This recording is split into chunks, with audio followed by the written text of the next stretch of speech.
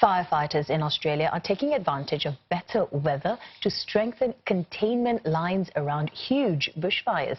And this comes as the financial and environment costs of the crisis continue to mount. More than 10 million hectares of land have been razed in recent weeks. And the southeast is bearing the brunt. In fact, nearly 200 fires continue to burn in the region. Firefighters, many of them volunteers, are now racing against time to shore up defences.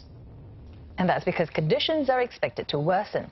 Searing temperatures and strong winds are forecast in the coming days, and it's feared this fiery cocktail will fan existing blazes and spark new ones. There's a combination of suppression and mopping up and patrolling lots of the active fire ground, but it's also very much about trying to get that break between fire fronts and communities that are likely to be impacted over future weather events such as Friday. It really is about shoring up protection to limit the damage potential and the outbreak of these fires over the coming days. And as firefighting efforts continue, a clearer sense of the toll is emerging. Insurers have received about 9,000 fire-related claims since November. The Insurance Council of Australia puts the claims at more than $480 million. Claims are expected to jump further when more fire-hit areas are accessible. Terry Gann was on the verge of completing the dream home he'd spent a decade building in northern New South Wales when a bushfire tore through in November and destroyed it.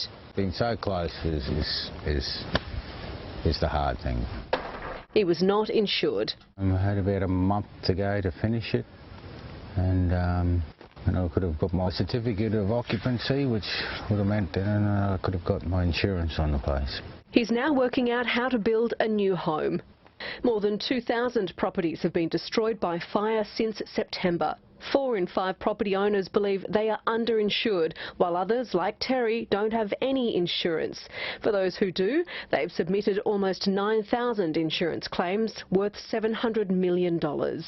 Insurers met the Treasurer in Canberra today to assure him they're working quickly to process them all. Having builders ready on hand to be able to go in and start the rebuild quickly, being able to access assessors from around the world if necessary to be able to get people on the ground quickly to do the assessments.